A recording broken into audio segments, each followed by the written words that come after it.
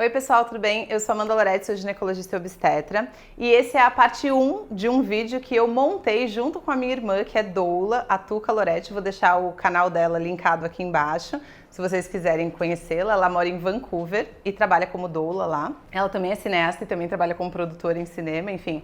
Se vocês não conhecem o canal dela, é um canal bem legal também. E eu e ela sentamos juntas, eu como médica obstetra e ela como doula, trabalhando com parto, sentamos juntas e fizemos essa lista de 10 mitos da obstetrícia. E esse é o vídeo parte 1 em que eu vou comentar os 5 primeiros da lista.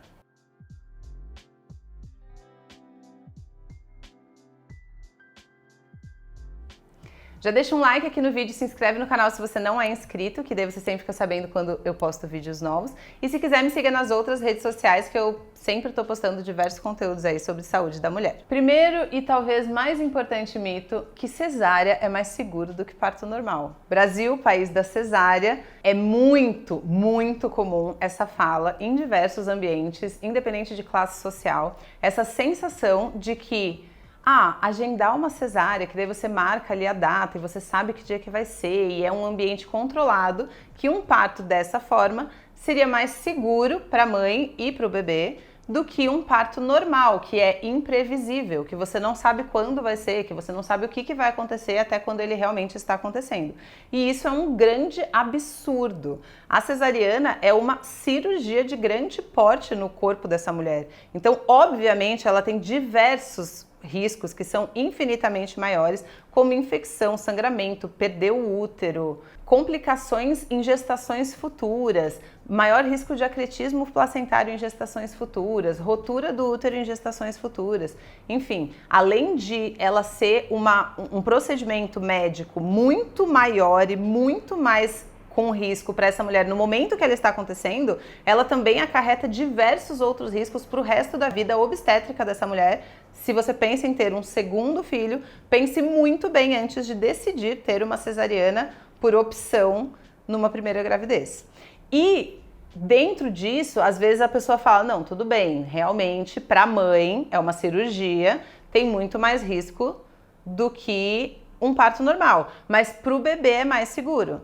Só que não, existem diversos estudos mostrando que um bebê que nasce de uma cesariana agendada, pensa, esse bebê estava lá dormindo e de repente, do nada, sem nenhum sinal, ele é retirado do útero. Ele não chegou na hora que ele escolheu, ele não liberou nenhum hormônio dizendo que ele estava pronto para nascer, ele simplesmente, do nada, é retirado do útero de uma forma completamente artificial. Enquanto que num parto normal, o bebê manda sinais para o corpo da mãe e depois ele passa horas de um processo que vai preparando ele física e hormonalmente para mudar de ambiente da água para o ar e, enfim, nascer, né? Então, para o bebê, um bebê que passa por uma cesárea, ele tem mais risco de ir para UTI, mais risco de ter dificuldade de respirar logo que ele nasce, mais risco de infecção, enfim. Então, eu vou até deixar, porque eu sei que tem um monte de gente que fica questionando, tipo, me prova.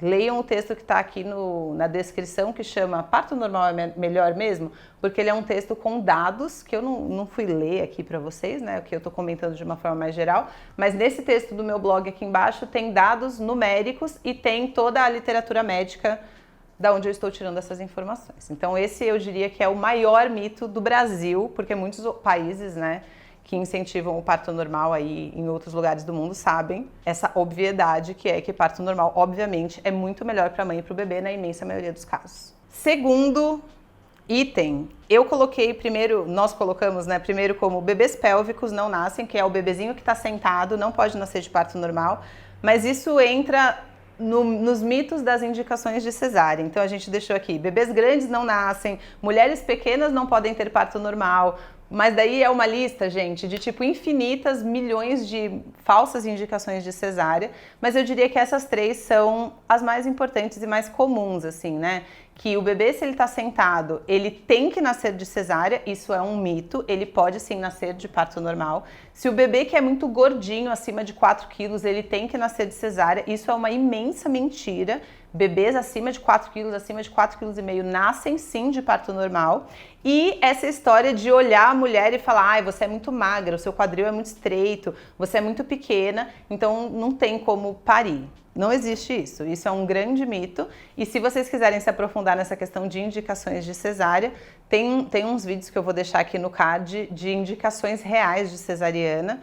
E existe uma obstetra muito famosa aqui no Brasil que se chama Melânia Amorim, que ela tem uma lista que todos os obstetras ficam colocando coisas ali de tipo indicações mais estapafúrdias e absurdamente mentirosas, como miopia. Tipo, a miopia, então você tem que ter cesárea.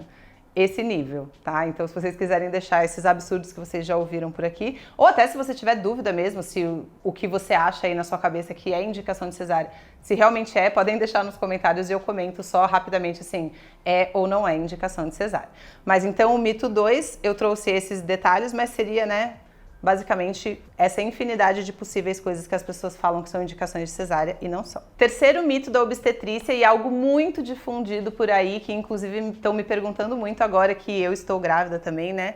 Que é que gestantes, quando descobrem a gravidez, não devem fazer atividade física no primeiro trimestre, ou seja, até 12 semanas, ali nos primeiros 3 meses, e que fazer atividade física, fazer esforço no início da gravidez aumentaria o risco de perda gestacional. Isso é um grande mito. Não só é um mito, como é algo que prejudica a saúde da gravidez, porque a prática regular de atividade física, claro, dentro de segurança, dentro de saber o que você pode e não pode fazer, e levando em consideração as particularidades de cada pessoa, ela deve ser feita. Ela não só não é proibida, como ela deve ser incentivada, porque ela reduz a ocorrência de algumas doenças gestacionais, como diabetes gestacional e hipertensão. Então, quem faz atividade física, particularmente no primeiro trimestre, que é o momento onde a placenta está se formando, tem menos risco de ter diabetes gestacional, pressão alta e pré-eclâmpsia no final e no meio da gravidez. Ou seja, é algo muito importante que todos os médicos deveriam perguntar.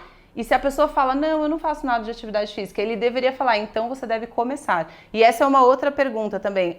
Quem já faz pode manter, mas e quem é sedentário? Pode começar a fazer atividade física no início da gravidez? Deve. Com as devidas orientações e com as devidas questões de segurança, deve, porque isso é algo que vai melhorar os seus riscos obstétricos aí ao longo da gravidez. Quarto mito da obstetrícia é o cordão umbilical assassino. Vocês já viram isso? Que, meu Deus, o cordão está no pescoço, então o bebê vai morrer. Ou o cordão deu um nó, que é uma coisa que se chama nó verdadeiro de cordão. Então, meu Deus, isso é muito perigoso, né? O cordão vai assassinar o seu bebê dentro da sua barriga ou durante o parto. Isso é um grande mito. Tem um vídeo em que eu explico em detalhes, mostro foto, explico como que é formado o cordão e por que isso é um grande mito, que eu vou deixar aqui no card. É um vídeo sobre cordão umbilical.